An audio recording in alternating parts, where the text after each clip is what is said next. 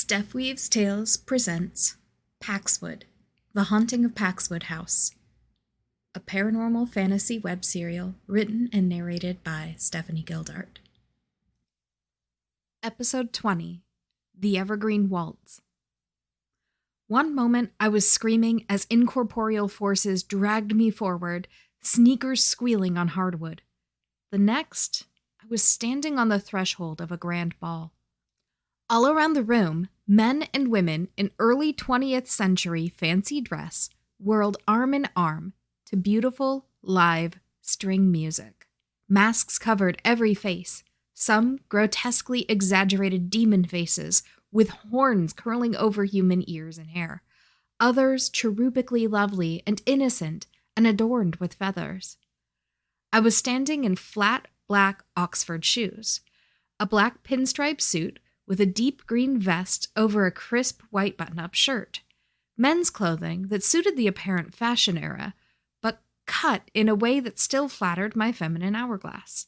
I touched my face and found a mask there too. "Miss Kerry Reese-Hayes," someone announced. And then the guest behind me bumped me forward, toward the dance floor.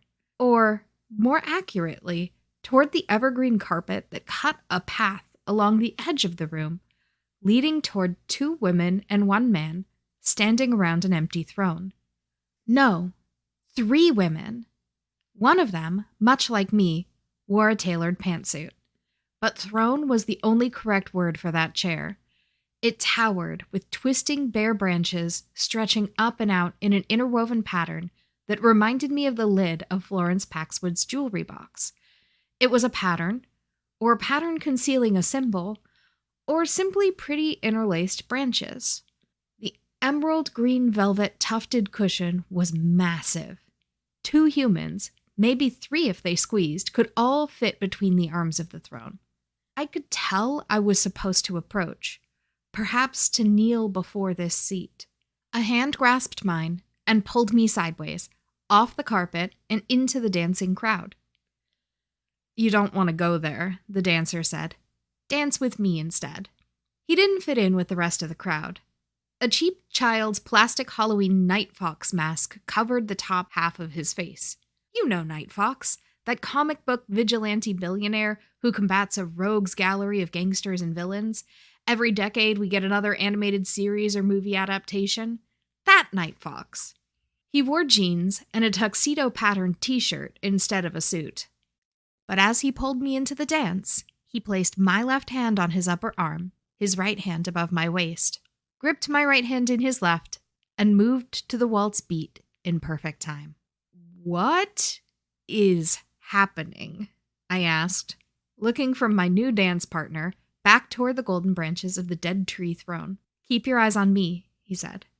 "You're dreaming, but this is not the type of dream where it's safe to wander. More of a nightmare, really." "No, I'm not asleep. And even if I were, none of this is like any other dream I've ever had in my life," I replied.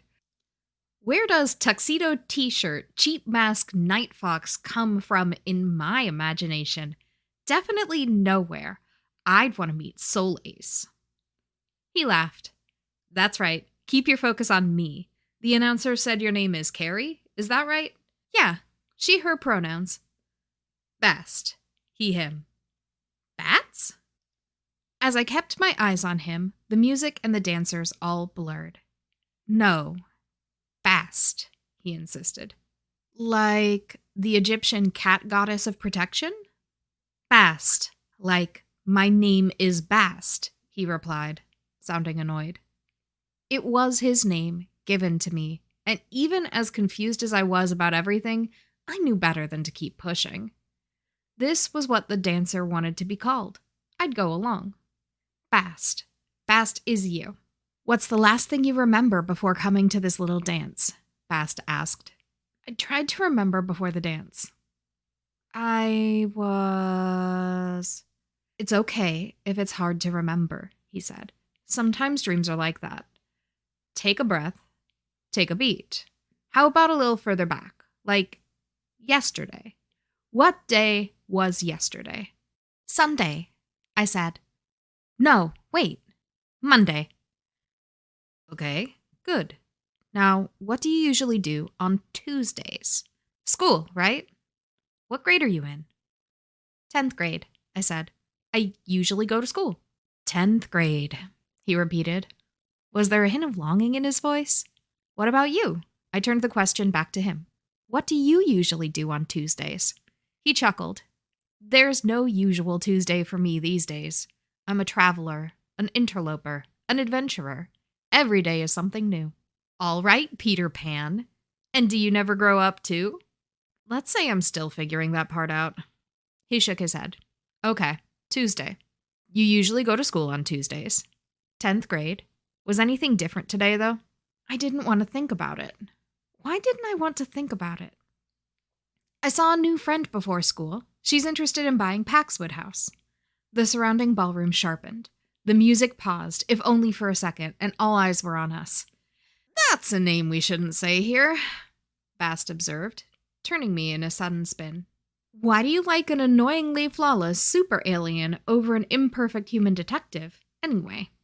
The music resumed, and with it the movement of the dancers. Ava East isn't perfect, even if she's powerful, I disagreed. You'll just think it's silly anyway. Go on, he said. She tells stories and looks for the truth. As an investigative journalist, she cares about everyday people, even though she has all the yellow sun-powered strength and cosmic destiny that she could treat anyone like they're beneath her. A dumb space rock can't defeat or corrupt the Night Fox, though. You can like a character without insulting a character that other people like, right? It's not either or. It can be both. I can enjoy Soul Ace without hating Night Fox. I can even enjoy Night Fox without betraying Soul Ace. All right, then, he conceded. The world had blurred out around us again. It felt safer here with him. So, without saying that name that got everyone looking at us, what else do you remember? After I met with my friend, I went to school, and I swallowed, not wanting to remember. I got a message. You see, these people want to buy the place I mentioned before. They're here now, and there's some kind of hidden treasure they're looking for, but it's dangerous, haunted. Everyone else was busy, so I came to see what they were up to. You purposefully entered a haunted house. You're sleeping in a haunted house right now. A haunted house with that name. Bast spoke slowly, building each thought like a bricklayer putting together a wall. The Wymans, yes, I supplied. I wasn't entirely sure that was the best fit, but since we were talking about Soul Ace and Night Fox, why not substitute in Soul Ace's billionaire philanthropist human rival Wyatt Wyman for the Paxwoods? I don't want to scare you, but I'm pretty sure this means you are sharing a dream with one or more ghosts right now. Your consciousness is on their turf, and you are in a great deal of danger. His tone was grave now. That might be what drew me here, but I'm honestly not sure how much I can do. I've never actually dealt with ghost dreams before. Ghosts have dreams. Wait, does everything have dreams? Do trees dream? Or dogs? What about glass cats? You're going down a rabbit hole. And as much fun as it would be to head there with you, we may not have time for it.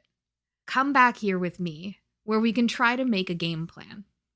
Bast looked over his shoulder. Clara? One of the other dancing pairs slowed down and came into focus. It wasn't a dancing pair at all. A lovely brunette woman, probably early 20s, in a modern prom dress, was dancing with a rigid fashion dummy pinned into a suit. He walks here, Bast. We shouldn't stay long. He who? I asked. Bast shook his head. Another name we don't say. Call him the Grinner if we're using comic villains as pseudonyms right now. It's not the time for jokes, Bast.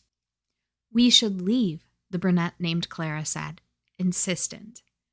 If we take her with us, she gets lost in Slumberland, her body ends up in a coma, and I don't know if we can help her find her way back to consciousness.